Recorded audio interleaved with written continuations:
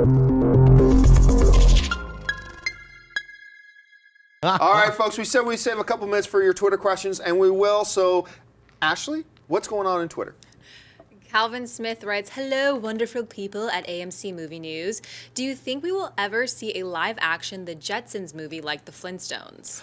I don't think so, mostly because, there was a not so long ago attempt. They did a sequel to The Flintstones, and it didn't do as well. And I just don't think they see the payoff, if you will, to doing it. I mean, we've seen the nostalgic factor has been dying a bit in recent years. So, look, anything can happen. Absolutely anything can happen. Would I be intrigued if they did? Yes. But I don't think we're going to see a Jetsons live-action film. Do you guys think any differently? I don't think so, especially with the nostalgia thing. There's always going to be movies based on older stuff, but it's always going to shift through the decades, you know? Yeah. For a while, it's going to be 80s stuff, and now we're approaching 90s stuff, and soon we're going to be in the 2000s. And so I think the Jetsons' time has passed. I mean, I don't know, if you probably talk to, like, younger people today, if they even know what the Jetsons are. Right. Jetson, you're fired! That's something from the Jetsons. But, yeah, it's definitely not going to happen, because, yeah, nostalgia goes in rules of 10 to 20. Like, oh, the 70s were the 90s, then the 80s were the 2000s. So it's like,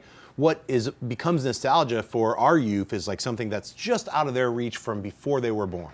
So the Jetsons is way, way over. It's done. They were going to do like a Chevy Chase Jetsons movie. I think that was like 15 years ago. That's the last time I remember. I was like, oh, if they finally do it with Chevy Chase, I'd be interested in seeing that. I remember that was like 15, maybe it was 20 years ago. I think it is over. Like, people don't even know what the Jetsons are. And even though it's from the future, the Jetsons, it's like the Honeymooners style. Like, it's from that weird future that no one cares about. It was an animated version of the Honeymooners set in the future. Yeah. So, which doesn't resonate with a lot of people anymore. No, not at all. All right, let's rapid fire through a couple more here. DJ writes, which Wonder Woman era costume do you want to see? I'm hoping for the 600 look, black pants, red shirt, and black coat. I honestly don't care. I mean, they got an actress who can't act playing the lead, so it's irrelevant. The costume is completely irrelevant to me. Doesn't matter. Dennis? It matters to me. I don't know which era I'd want, but I just want something that doesn't look too ridiculous. You can't be running around in booty shorts and, you know what I mean? It just has to make sense. I go with the Kingdom Come Wonder Woman. There was an era for a little while, though, that when Diana was no longer Wonder Woman, when Artemis was Wonder Woman for a while, and Diana started doing like these biker shorts with a cut-off black leather jacket and stuff like that. That was actually pretty cool, but it was a different story, so I'm not sure that would work. I think it would keep the classic Wonder Woman, but like the way Alex Ross redesigned her, he made her like a warrior. I think that'd be the perfect way to go. All right, what's next? Chris Skaggs writes, John, I know you don't like Megan Fox as April O'Neil, but what about Eliza Dushku, not just as April, but Wonder Woman too? I like her. I do. And you put her in something, I'll give it a chance because she can act. So I'd be okay with it. It's not my first choice, but I'd be good with it.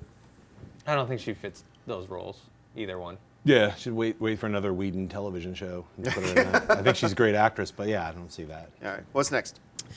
Joseph Booston writes, I heard a while back that Tom Cruise was attached to star in a Van Helsing reboot that was to be darker in tone. Any update? I don't believe he's attached to that anymore, and I don't even know that the project is still actually in the pipe. I think it's out of the loop now, but I'm not positive about that. It could very well still be in development at some points, but as far as I know, there's no green light on any Van Helsing, let alone attached with Cruise. You guys heard any different? No, but it sounds like a good way to lose a lot of money really fast. Right. I was going to follow that up with, I think I Frankenstein corked that one. Yeah, probably. Yeah, and you're like, forget it. It's out to sea. Okay, let's take two more really quick. Adam Rodriguez writes, who do you think has the best Quicksilver, Avengers or X-Men? And what actor would you have chosen for the role in either movie? As to which actor, whatever, like anybody who's a good actor, put him in. I say that a lot.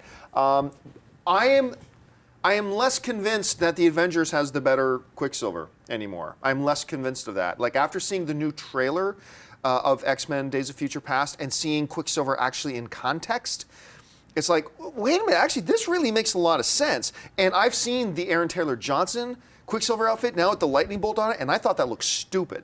But obviously, I'm looking forward to Avengers 2 more than I am the new X-Men film, although I'm really looking forward to the new X-Men film. So I honestly don't know. And correct me if I'm wrong, me and some friends, we just watched Kick-Ass again last night. That's Evan Peters. Like, we're watching these scenes in this movie. They're two sitting down. It's like I just realized here, these are our two Quicksilvers right here in the same scene together. What about you guys? Clark Duke will appear as another Quicksilver. Clark Duke has to be in both movies. Like, come with me if you want to live. Like, Blink opens up a portal. They jump in between their weird worlds. Clark Duke. I'm still not sold on that X-Men Days of Future Past one. It does look better in the trailer, but still, I still think the hair looks cheesy and the goggles, so I'm still going with Avengers 2. Yeah, I mean, the X-Men Days of Future Past, definitely a reject from Studio 54, is all I can say. Like, look, he's well shot. I think the sequence that we saw from the trailer, hey, it looks cool, I think the Avengers will be better. I mean, because we've seen both costumes, and both costumes aren't all that. But now that we've seen, in context, Quicksilver doing some stuff in that last trailer, we're like, hey, that looks kind of cool, still dumb outfit. I think the same is going to go with Avengers. He's still got a dumb outfit, but once we see him doing that, in context, it's going to be like, who cares about the outfit? I cannot wait to see that. I mean, Hawkeye's got kind of a dumb outfit. You know, it's just like, you know what I mean? It's not really a super outfit. It's just like, here, put this like weird nondescript black latex on. Now you're Hawkeye. All right, last question, really quick. Clay Bloodworth writes, I know you are gearing up for big movies, but do you have any recent faves when it comes to smaller, more indie movies? You know, here's the funny thing, though, when you talk about indie, the term indie is so, I believe, so brutally misused today. And I know I'm going off a little bit of a tangent, but, you know, there are a lot of films in big Hollywood today that are technically indie films. You know, when you look at the Spirit Awards at the end of every year that celebrate the independent films, and I'm sorry, but most of those films at the Spirit Awards are done by A-list Hollywood directors, financed by big Hollywood producers, starring big A-list name Hollywood guys with just as big as budgets as anything else. It's just called indie because it doesn't happen to come from Disney or Warner Brothers or Fox. Like, to me, it's just, we need to relook at what the term independent film means. Right. Because I'm sorry, 12 Years a Slave to me is not an independent film. It's not. You know, when you got that kind of money, those types of people, it's all just the same. It's just that the name at the top of the poster isn't Fox. Right. That's what the difference between an indie. I just think we need to relook. I know that's not answering your question, but that's just kind of my rant. Well, I think I'm saying like indie is like anything under 100 million is now indie. Yeah. Well, ours budget was 60 million. We had to sweat it out. Indie. Come on. I mean, I get super irritated because like I love independent film, and most of the films that are in the Spirit Awards are not independent films. Only a few of them are leveraged in there somehow. But I love the Spirit Awards. I think all those films in there deserve recognition. Oh, no, yeah, the great films just celebrated levels at of it. like, It's just, we have to recategorize obviously we have to recategorize what is an independent film and then make subcategories of like, here's the 60 million, like the Hollywood independent, here's the true independent. I don't know how we just have to create different award systems. See, to me, an independent film is this dude who's had this passion for this movie for 5 years, and he goes and he signs up for every credit card that he can, then he maxes out all of his credit cards, he sells his car, he makes this film for like $1 to $2 million